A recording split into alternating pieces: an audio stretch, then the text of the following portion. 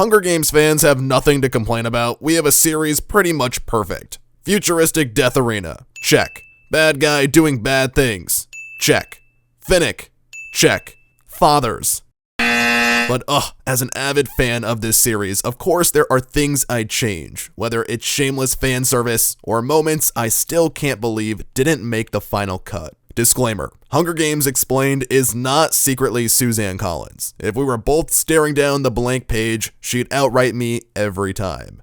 That said, here are 10 changes to the Hunger Games that, in my opinion, would have been really cool. And coming up with these changes turned out to be a lot of fun, especially since it's not something we usually do with this series. So I challenge you to post your ideas in the comments. Maybe I'll get around to a part 2. Alright, let's start with something I'm genuinely shocked we didn't get. One scene I would have loved to see in Catching Fire is Katniss visiting the bakery now that she's rich. It would have been such a stark contrast to that memory of her sitting outside in the rain. This time she's walking in on her own terms. With this, we get a lot more background on Peeta now that they're back in District 12. Peeta's one of those characters who's hard not to like, and something a lot of people don't realize is that he's actually the youngest of 3. He has 2 older brothers who barely get mentioned in the books and are completely left out of the movies. We never get a single scene of them interacting with Katniss, which feels like a missed opportunity considering she eventually marries into this family. It would have been interesting to see what they thought of her. If they're anything like Peeta,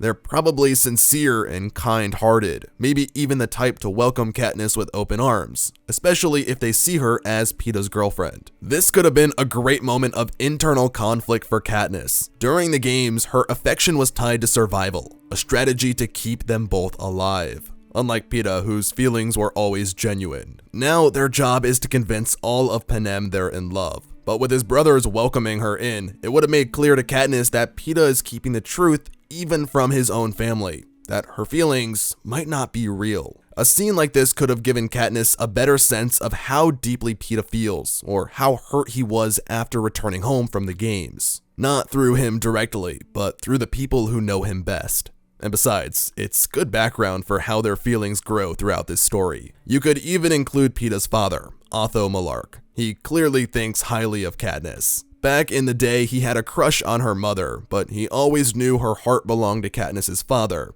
and that never bred resentment or anything. Instead, Otho developed a deep respect for him, even as kids. This could be why he always bought what Katniss hunted, and why, in the books, he visited her after she was reaped. In this moment, Otho could have stepped in as a true father figure, welcoming her as a Malark. Including the Malarks in Catching Fire would have made the reveal that none of Peeta's family survived the bombing of District 12 even more heartbreaking. To me, it makes a lot of sense that Katniss would have stopped by the bakery sometime after the games, especially after the announcement of their marriage, so this is my headcanon unless stated otherwise. Alright, number 2. I've always loved the tributes Cato and Clove, and I love the theory that they may have had feelings for each other, even if those feelings were new, messy, or unconventional. But Cato is just a theory. I would have liked to see that angle explored a little more, maybe even have Katniss seriously consider the District 2 tributes have romantic feelings. Cato and Clove are the villains of the first book. I say villains with an asterisk because everyone in the arena is a victim. After Clove dies in the book, Cato becomes visibly emotional while holding her body, showing a rare crack in his hardened demeanor. I would have added more moments like this, maybe one more scene with just the 2 of them, especially after the tributes from District 1 and 4 were killed. We never got a chance to see them on their own. It would have been interesting if Katniss had picked up on their bond, recognized they were in love, and maybe even considered using that against them. In a rewritten version of Clove's death scene, Katniss could have intentionally targeted Clove to get to Cato.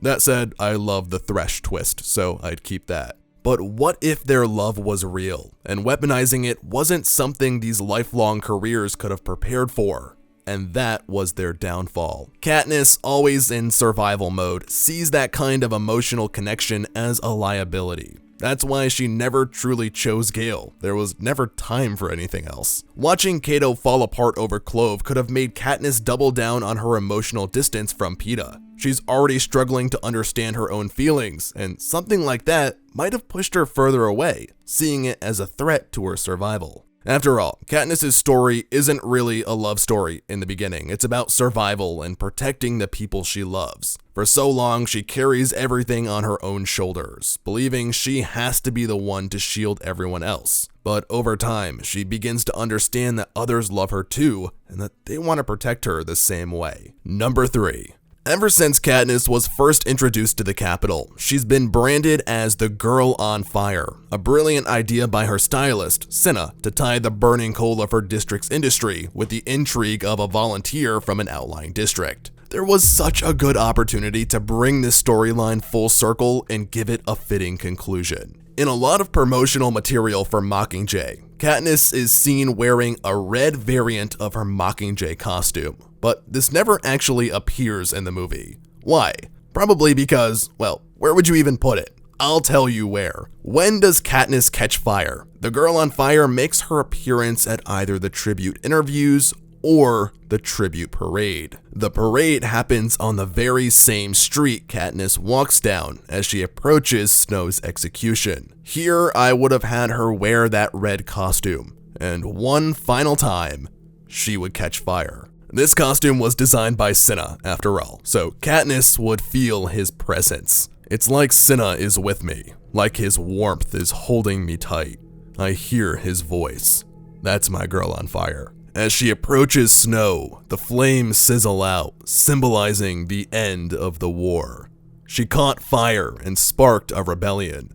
Now, only cooling embers glimmer as she draws her bow. A small change, yes, but one that would add so much depth to the execution scene. If you'd like to hear my version of the bombing of the Capitol children, I'll be sharing that shortly. Since that one was really small, I'm gonna throw in a bonus change. It's a very simple addition. I just want more of Katniss's dad. We live through the series in her head, but there's not much about her father, Burdock. The books give us more than the movies, for sure, but Katniss is truly her father's daughter, and I would have liked to see more of that. From what we know about Burdock, he was a genuine person who cared deeply for his friends. He was a great singer and even had small acts of defiance, like going beyond the fence in District 12. I suppose he isn't the most important character, but his death before the story begins puts Katniss in a position where she needs to protect and provide for everyone. So maybe we don't get a lot because she's trying not to think about it,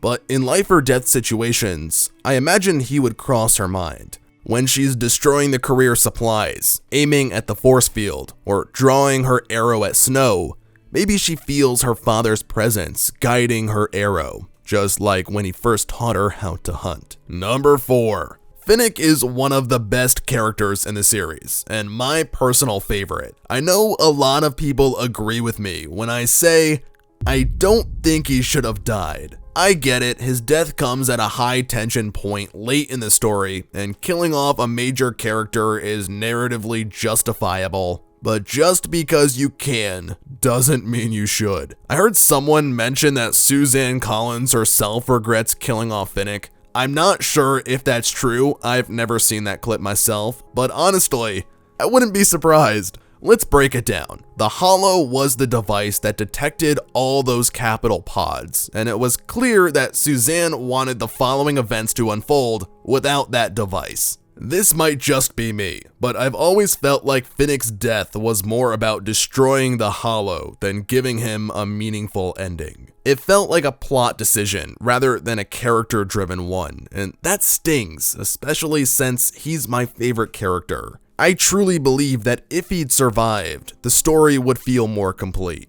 After winning at 14, watching his girlfriend face the arena, being used by President Snow, getting reaped for a second Hunger Games, and then speaking his secrets openly to Panem, he deserved to win the games. I get the symbolic setting of his death. He was killed in water, which was supposed to be one of his greatest strengths. But that's exactly the point. He should have had the advantage here. So in my version, he escapes the underground just fine, sticks with Katniss for the rest of her time in the Capitol, and then returns home to Annie. Crazy, right? I'm not saying this would ever happen, but if we ever got a reboot of the Hunger Games, which I think would work really well as an animated series, I wouldn't be opposed to the big change of keeping Finnick alive. A lot of things on this list are far-fetched.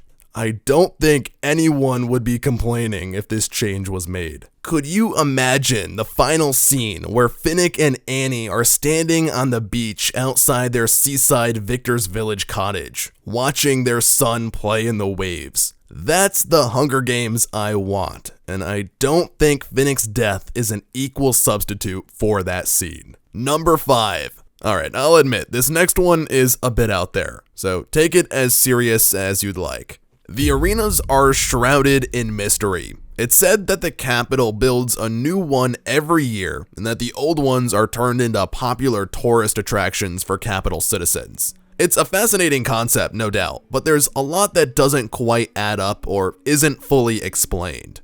Are these arenas real pieces of land that get enclosed by a dome every year? We know there's an entire network of tunnels, game maker control rooms, and utilities beneath. So does that mean they excavate and then rebuild the entire underground complex every year? In my version, it would be a single arena reused every year. The same sub-A underground facilities, the same force field dome, but the Capitol uses its advanced technology to completely overhaul the environment each time. That's my change. However, if we stick with the original idea that arenas are built anew each year using existing land and then enclosed, which I don't know if that's practical or if I agree with that, but it is more canon to the books and movies, I'd add a scene to give us more insight into how that process works. While Katniss is out in the woods during catching fire, she comes across Bonnie and Twill, the two women who have just escaped the chaos in District 8 and are trying to make their way to District 13. This is only in the books, but in the original story, they pass through District 12. But what if, along the way, they stumble across one of the old arenas hidden deep in the woods? Here's my idea. People in District 8 started whispering about 2 years ago when Capitol builders hauled in massive amounts of mysterious supplies. Rumor had it one of the next Hunger Games arenas was being built nearby. Bonnie and Twill tell Katniss they saw the arena in the woods and confirmed that it still stands. While the Capitol had used the outskirts of District 8 to store supplies and house builders, the arena itself was unmistakably built deep within the boundaries of District 12. If I were writing this, I'd heavily imply that the arena Bonnie and Twill discovered was the very same one Katniss fought in during the 74th Hunger Games. The biggest clue would be the presence of nightlock berries, the same ones Katniss and Peeta nearly used in their final act of defiance. Nightlock is native to the region around District 12, so that would hint at the arena's location without ever outright confirming it. The idea is ambiguous. Did the Capitol build the 74th Hunger Games arena in District 12? And maybe, just maybe, I get it, this is pushing the limits of fan service, but at the end of Mockingjay, as Plutarch oversees the destruction of the arenas and the creation of memorials in their place, he extends an invitation to the District 12 victors. He knows what lies within those walls, and he offers them the chance to see the mysterious arena rumored to sit on the far outskirts of their own district. It's the most far-fetched on this list, but if you think we're done talking about the arenas, just you wait. Number 6. Finnick isn't the only character I'd save from death. In fact, this one might come as a surprise. I'm not sure many of you would be expecting it. In the third quarter quell, I'd save Gloss and Cashmere instead of Enobaria. Gloss and Cashmere are the District 1 tributes in Catching Fire. They're known for being siblings who won back-to-back Hunger Games. I don't know what it is, but I find the District 1 tributes really fascinating. They train for years to volunteer, but ultimately rely on their charisma and good looks to win over Capitol sponsors, who already adore their district for producing all those luxury goods. I'd still like to see Gloss and Cashmere as clear oppositions to Katniss, Finnick, Joanna, Beatty, and Peeta like they were. Gloss can still kill Wirus, that moment can stay, but only because of the brutal environment they're all thrown into. It's important to remember during the Quarter Quell that the careers were taken advantage of too. Gloss and Cashmere didn't want to be in the arena for these games either. That's what makes them a little bit more tragic than the unhinged District 2 tributes. Brutus volunteered because he wanted to go back into the arena, and Enobaria basically made the games her entire personality. But Gloss and Cashmere, they had something tragic behind their polished image, and I think that deserved more attention. I think it would have played out better if the brother and sister protected each other and were captured by the capital after Katniss blew out the force field. Like Enobaria, they could have been returned back to their district unharmed. They were beloved in the capital and had no involvement in the rebel plan, so it makes sense they'd be set free. I also think this would have been a powerful way to bring District 1 into the rebellion. In Mockingjay, we see how difficult it is to get District 2 on board. But District 1 has always been loyal to the capital too. Most of District 2 was ready to join before Katniss, but it was the Nut, that security base, that was causing problems. In comparison, District 1 is probably the most loyal to the capital overall. It's not they'd never join a rebellion, but I think it would have taken more persuasion than what we saw. They could speak out about how unfair it was to be forced back into the arena. As Gloss said, they weren't there by choice. He has that District 1 charisma to sway a crowd, and seeing former careers like them turn on the system would have sent a strong message. Even those who once thrived under the capital are done playing its game. Enobaria just feels like a missed opportunity, especially when you think of what we could have gotten with Gloss and Cashmere. I imagine a scene where Katniss visits District 1 as the Mockingjay. Gloss and Cashmere invite her to either their stunning mansions in Victor's Village or the empty career training academy. There, they share a quiet moment of understanding. Their struggles are different, but they're all victims of the capital. It would have been a powerful moment of growth.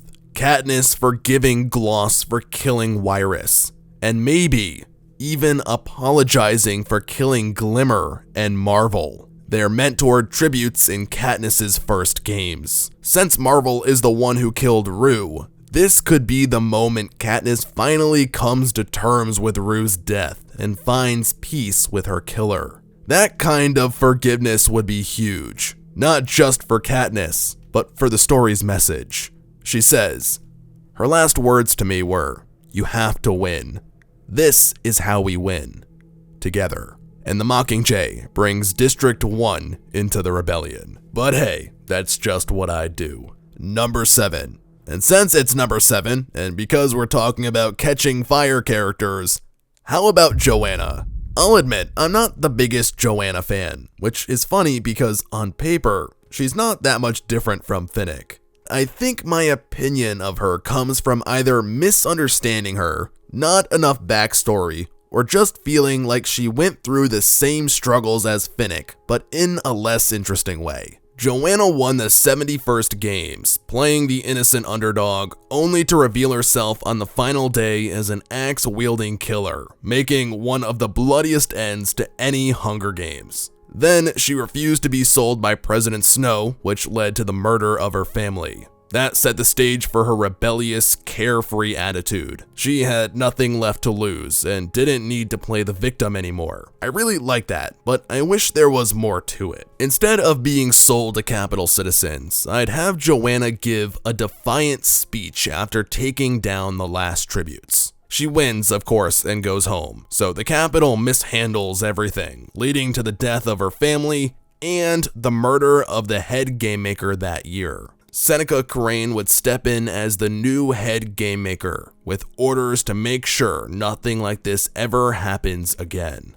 Joanna could have cracked the system, and Katniss could have been the one to break it. I think Suzanne writes many characters to highlight different aspects of Katniss, and I believe Joanna is meant to be an anti-hero version of her. They have a lot of common similarities. Both are the only female victors from their districts, they won around the same time, similar in age and appearance, were underdogs, and both used deception to win the games. Katniss's deception was her fake romance with Peeta. Maybe as a wild thought, Haymitch could have said Joanna reminded him of Katniss and mentored her to follow in Joanna's footsteps, playing the underdog, keeping her weapon skills hidden in front of the other tributes. This would have made Joanna a spiritual role model for Katniss. I think Joanna had become a heroine for many of the young girls facing the Reaping. She was the original symbol of hope that someone from a smaller district could win. Katniss even mentions her in the first book, which could have been seen as admiration or respect. And maybe Joanna's victory inspired Clove to volunteer at the young age of 15, thinking their vicious little girl personalities weren't all that different.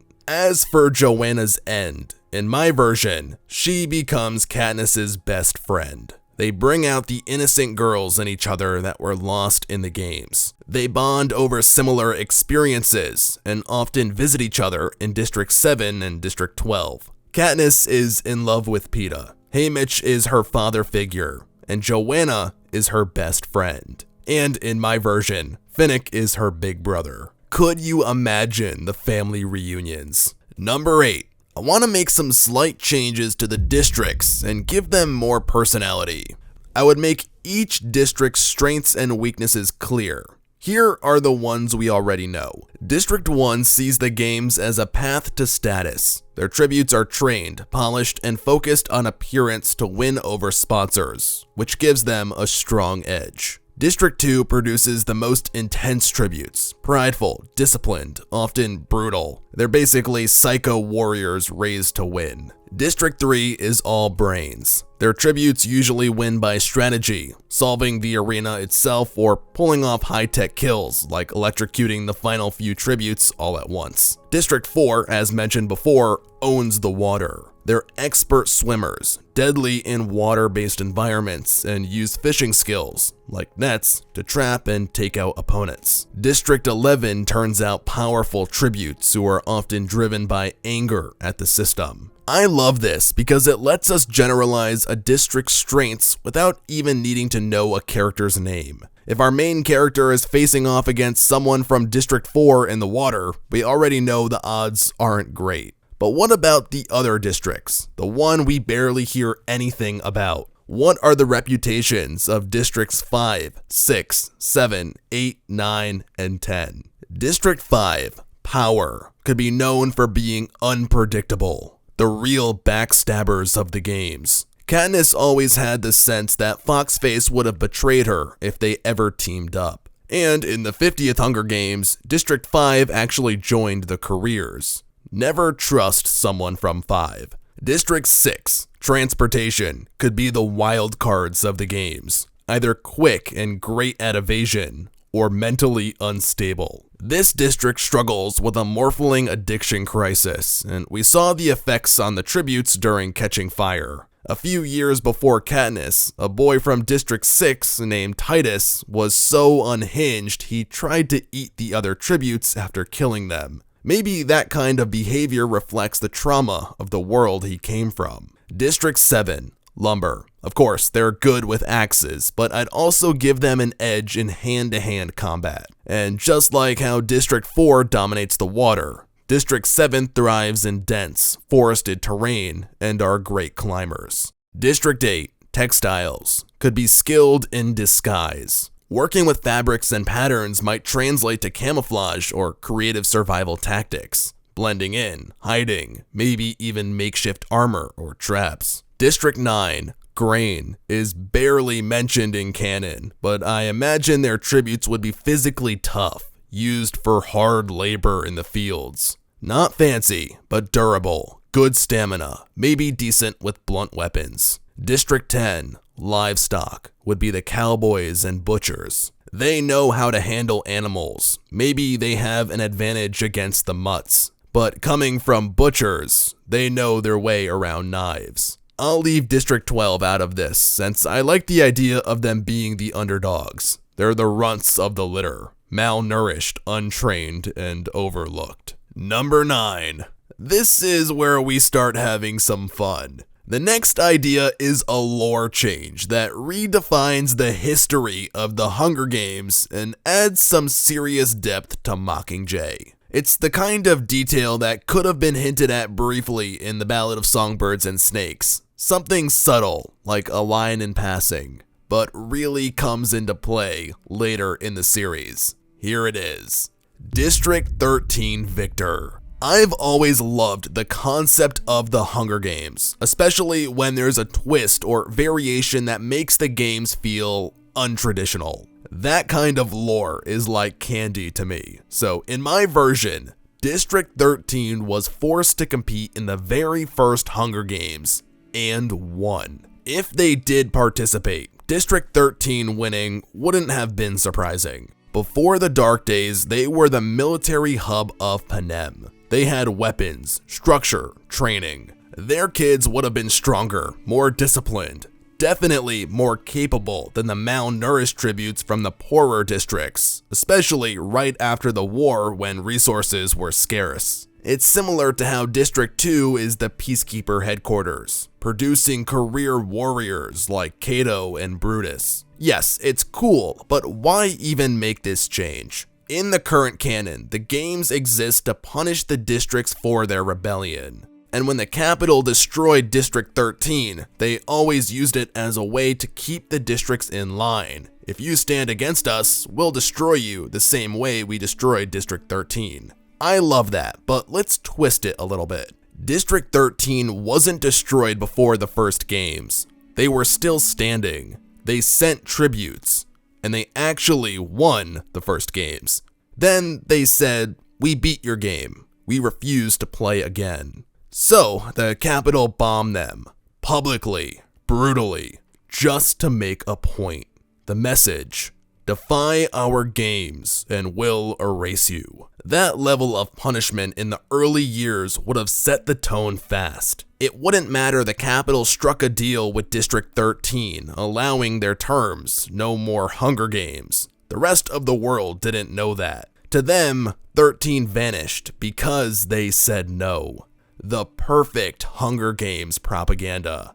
Katniss and the other characters still believe what they were taught. District 13 was destroyed, and that fear is what keeps the games going. But this version adds something more. It makes the games personal for District 13. They didn't just survive the war, they played the Capitol's game and won. Winning the first Hunger Games gave District 13 a warped sense of superiority. They didn't see the games the way the other districts did. Not just as suffering or punishment, it became, we're better. We could have won every year if we wanted to. Even if the feeling faded, the core idea stuck. President Coin and the rest of 13 didn't just see the games as punishment. When Coin suggests a final Hunger Games in Mockingjay, it isn't just about revenge.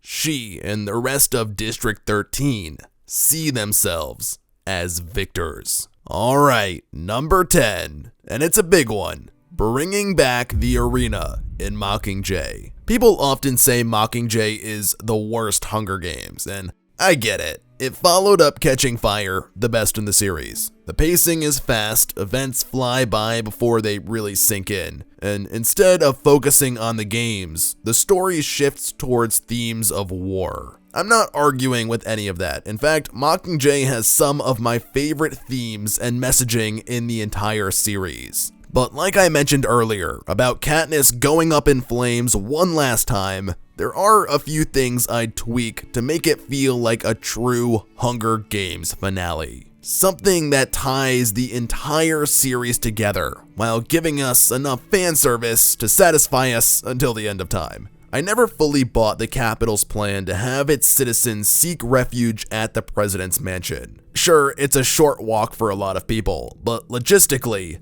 packing an entire city into one place like that seems off. The mansion's not exactly designed for that kind of crowd. What if, instead, they told everyone to take shelter somewhere else? I'm thinking of a certain location that's enclosed and could hold all those people. What if they were sent to the arena? Yeah, you can tell I'm gonna have some fun with this one. As we were talking about earlier with the Bonnie and Twill change, the Capitol builds new arenas every year, typically located far from the Capitol. That's why the tributes take a hovercraft. The likely reason for that is secrecy, to keep the rebels from finding and sabotaging the arena. But the Capitol is nestled deep in the Rocky Mountains, already a natural fortress. Going back to the change I made earlier, in this version, it's one arena, and that arena is located in the Capitol. Under President Snow's orders, Capitol citizens are told to make their way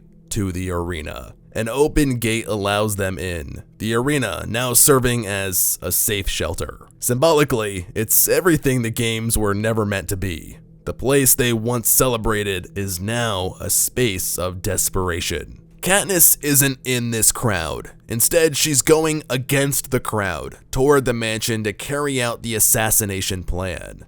But she gets captured by Snow, and instead of killing her on the spot, Snow invites her for tea. The tea is poisoned, but Katniss doesn't drink it. And for the first time, they watch a Hunger Games broadcast together. Only it's not a traditional Hunger Games. It's a live stream of Capitol citizens pouring into the arena. That's when Katniss sees Prim and other rebel medics run into the arena. And Katniss, the one who throws herself in front of the people she loves as a shield, can do nothing but watch. The arena isn't finished, but we get a glimpse of what was meant to become the setting for the 76th Hunger Games. The theme, the Destroyed District, modeled after the ruins of District 13 post-Dark Days. It's bleak, scorched, and haunting. There's a partially constructed cornucopia and what looks like over 100 pedestals. Then it clicks. This wasn't going to be a game. It was going to be a massacre. Katniss is horrified, peering at Snow. Even he looks unsettled. Katniss wonders if Plutarch knew, if he helped design this. And then it happens. The sponsor parachutes begin to fall, just like in any ordinary Hunger Games. But this time, they're filled with explosives. Just like in the original Mockingjay, the blasts kill dozens, and Prim is somewhere among the crowd. Then the arena dome collapses. Maybe it was rigged to fall. Maybe it just couldn't handle the explosions. Either way, it seals the fate of anyone who might have survived. The broadcast cuts out. In a chilling, poetic way, Prim dies in the arena. Snow, watching beside Katniss, is stunned. He's been betrayed by his own people, he thinks. And Katniss says nothing. She just gets up and walks away. Time passes. Katniss grieves in her own way, but one scene that absolutely has to stay is the one in the garden. It's the first time they've seen each other since the broadcast. Katniss doesn't know what to believe, but she knows it was his order to move the people into the arena, and for that, she holds him responsible for her sister's death. I wanted to tell you how very sorry I am about your sister. So wasteful, so unnecessary. Anyone could see the game was over by that point. I was just about to issue an official surrender when they released those parachutes. You released those parachutes. You really think I gave the order? We both know I'm not above killing children, but I'm not wasteful. I take life for specific reasons. There was no reason to destroy an arena full of innocent civilians. None at all. We watched together, Miss Everdeen. It aired live. Only your dear Plutarch could have devised such a story. A masterful move on Coin's part. Katniss's face hardens, disbelief washing over her. She searches Snow's expression for any trace of deception, but all she sees is cold certainty. I have had very little control of the arena since you blew it out with one of your arrows. I wish you understood the system you disrupt, but I always admired you. A lowly girl from District 12, a songbird singing her defiant anthems district after district. Oh, how the games have always been made for you. Katniss doesn't quite understand, but she stays silent. Your arrow ended my games, but these games don't end with the collapse of an arena. She intends to take my place now. My failure was being so slow to grasp Coin's plan. She let the capital and districts destroy one another before stepping in with 13's arsenal. And that arena, you think that was my idea? Round up the rebels, have them go at each other's throats. But why? Who would be watching? As your lovely Gale once said, if nobody watches, there's no game. The thought that Snow was spying on them, even out in the meadow, makes Katniss sick. I've been watching you, and you watching me. I'm afraid we've both been played for fools. You know what Coin is. She cannot lead. Panem is a beating heart. All she sees is blood, and her game will be bloody. I don't believe you. Oh, my dear Miss Everdeen, I thought we'd agreed never to lie to each other. After the dust settles, Coin calls a meeting with all the surviving victors. In this version, the room includes Beatty, Joanna, Annie, Finnick, Gloss, Cashmere, Peeta, Haymitch, and Katniss. President Coin lays it out straight. Once the 13 districts united, the capital had begun building the 76th Hunger Games, a final punishment. What would have been the bloodiest event in human history. Coin suggests they turn that plan on its head by hosting a symbolic Hunger Games, using the capital's children as tributes. There's a silence in the room until Katniss speaks. What about the arena? How could Coin forget it? The place where Prim died. The place that buried her and so many other innocent people. Plutarch has assured me it can be rebuilt by Reaping Day, and Katniss feels it again. The nagging suspicion she's been pushing down since the arena fell. We will complete the same arena the capital was building for us. It's only right their own children fight in it. It will feature 150 tributes, a boy and a girl for each year of the Hunger Games. Katniss flashes back to the arena's design. It was 150 pedestals. What if Coin had been behind the construction of that arena? Was Coin manipulating Plutarch the same way she manipulated Katniss? Was she using the image of District 13 to justify a bloodbath and rally the districts around her? The victors vote. Beatty, Annie, Finnick, and Peeta vote no. Gloss, Cashmere, Joanna, and Katniss vote yes. Haymitch breaks the tie, agreeing with the mockingjay. This was because Haymitch suspected Katniss was up to something, and she was. Katniss solved the final piece of the Hunger Games. President Coin killed Prim in the arena. If you're a Hunger Games fan or just want to learn more about this world, consider subscribing so you don't miss out on any future Hunger Games Explained videos. I had a lot of fun making those last two changes. Would you ever want to see me rewrite the entirety of Mockingjay? And what are some fun what-if scenarios you'd like me to explore in the future? Let me know, and tell me what changes you'd make in the comments down below. Thank you for tuning in to today's games. I'll catch you in the next one.